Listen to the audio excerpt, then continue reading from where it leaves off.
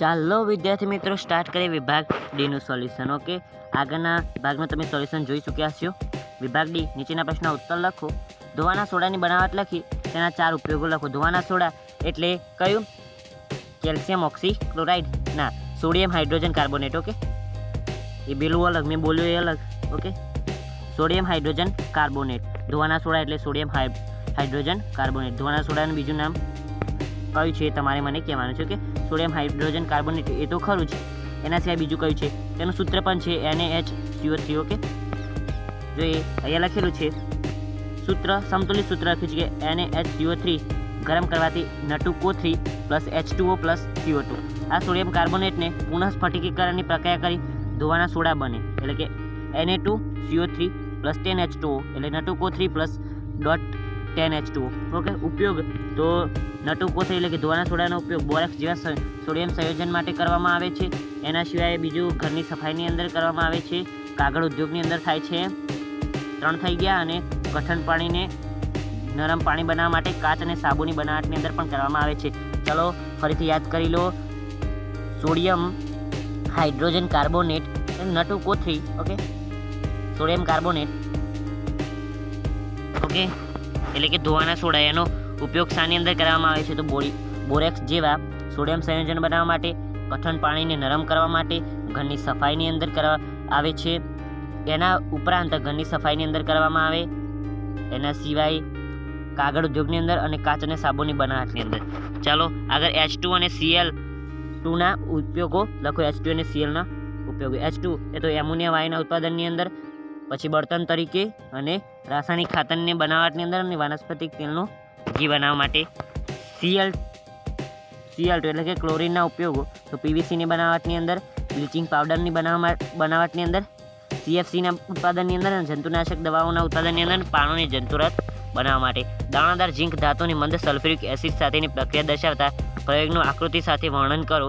તો ઝીંકની sodium hydroxide સાથેની પ્રક્રિયાનું સમીકરણ લખો. તો આકૃતિ પ્રમાણે સાધન ગોઠવવાના છે. આકૃતિ તમને બતાવી દઉં. આ આકૃતિ મેં મારી રીતે દોરેલી છે, તમે તમારી ચોપડીની અંદર આપે છે એવી રીતે દોર દેવાની. ઓકે, દાણાદાર ઝીંક જોઈ લે. તો એની અંદર આકૃતિ પ્રમાણે સાધન ગોઠવવાના. એક કસનળીની અંદર 5 ml મંદ સલ્ફ્યુરિક એસિડ લો.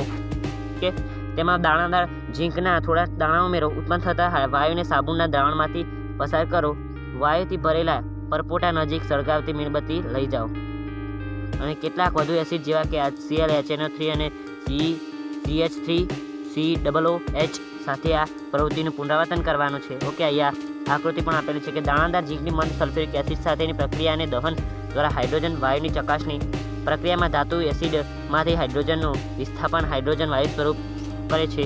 ધાતુ એસિડ સાથે જોડાઈને સંયોજન બનાવે છે, જેને ક્ષાર કહે છે. આમ ધાતુની એસિડ સાથેની પ્રક્રિયાનો સારાંશ આ પ્રકારે હોઈ શકે: એસિડ પ્લસ ધાતુ ઇઝ ઇક્વલ ટુ ક્ષાર પ્લસ હાઇડ્રોજન. ઓકે, તેનાથી 2 ml સોડિયમ હાઇડ્રોક્સાઇડ દ્રાવણ ઉમેરીને તેના અંદર કસનળીના અંદર સામગ્રી થોડી ગરમ કરો. ઓકે, એ સૂત્ર પણ આવેલું છે કે 2NaOH પ્લસ Zn સોલિડ સ્વરૂપે plus Na2ZNO. Okay, sodium zincate plus H2. Okay, નીચેના પ્રશ્નના ઉત્તર લખો. ક્લોરીન એટલે કે Cl માં સંયોજક બંધની રચના સમજાવો. તો ક્લોરીનનો પરમાણુ ક્રમાંક 17, તેની રચના 2, 8 અને 7. તેની બાહ્ય કક્ષાની અંદર 7 ઇલેક્ટ્રોન, તેથી તેને અષ્ટક રચના માટે 1 ઇલેક્ટ્રોનની જરૂર પડે. કાર્બનનો એક પરમાણુ હાઇડ્રોજનના 3 પરમાણુ રચે અને ક્લોરીનના એક પરમાણુ સાથે એક ઇલેક્ટ્રોનની ભાગીદારી કરી સહસંયોજન બંધનું નિર્માણ કરે છે. ઓકે, અહીંયા હું તમને બતાવી દઉં કેટલે ગયું આવી રહી. જુઓ, આવી રીતે દોરેલું છે આકૃતિ. નાઇટ્રોજનના અણુ N2ના સહસંયોજક બંધની રચના સમજાવો. સહસંયોજક બંધની રચના, તેનો પરમાણુ ક્રમાંક 7 છે, તેની રચના 2 અને 5. તો આમ નાઇટ્રોજન પાસે 5 ઇલેક્ટ્રોન છે અને એને અષ્ટક રચના પૂર્ણ કરવા માટે 3 ઇલેક્ટ્રોન ખૂજે, તેથી તેને 3 ઇલેક્ટ્રોનની ભાગીદારી કરી અને 3 અણુ N2નું નિર્માણ કર્યું, જેને 2 પરમાણુ વચ્ચે ત્રિબંધની રચના થઈ એમ કહેવાય. ઓકે, ત્રિબંધની રચના કરીને અહીંયા કરેલું છે, જોઈ શકો છો. અહીંયા 6 અને 2 એટલે અષ્ટક રચના પૂરી થઈ. આના 6 અને અહીંયા 2 એટલે ઓકે, એવી રીતે છે. મૂત્રપિંડ નલિકાની નામ નિર્દેશનવાળી આકૃતિ મિત્રો તમારે દોરવાની છે. મેં આકૃતિ દોરી નથી. ઓકે, અને મૂત્ર નિર્માણ સમજાવવાનું છે. મેં સમજાવેલું કે શરીરના ભિન્ન અંગોથી નાઇટ્રોજનયુક્ત ઉત્સર્ગ દ્રવ્યવાળું રુધિર ધમની દ્વારા 52 કોથળીમાં રુધિર કેશિકા ગુચ્છમાં આવે છે. 52 કોથળીની અંદર મૂત્રનું ગાયન થાય છે. પ્રથમ ગાયનની અંદર એમિનો એસિડ, ગ્લુકોઝ ક્ષાર અને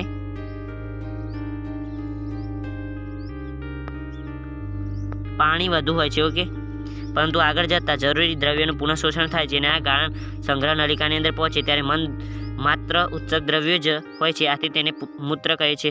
અને આ મૂત્રવાહિની મારફતે મૂત્રાશયની અંદર આવે અને મૂત્રાશય ભરાતા મૂત્રમાર્ગની અંદર થઈને મૂત્ર છિદ્ર દ્વારા શરીરની બહાર મૂત્રનો ત્યાગ કરવામાં આવે છે. આગળ એક કોષી સજીવોના નામ જણાવો. તે કેવી રીતે પોષણ મેળવે છે એ સમજાવો. તો અમીબા અને પેરામિશિયમ. અમીબા તે એ અનિયમિત આકાર ધરાવે છે. તે પહેલાં ખોરાકના કણ પાસે જાય છે, ત્યારબાદ તેની સપાટીથી કુટપાદ ઉત્પન્ન થાય છે અને તેની મદદથી ખોરાક ગ્રહણ કરે છે. આ ખોરાકનો કણ અન્નધાની બનાવે છે અને કુટપાદ વિલીન થઈ જાય છે.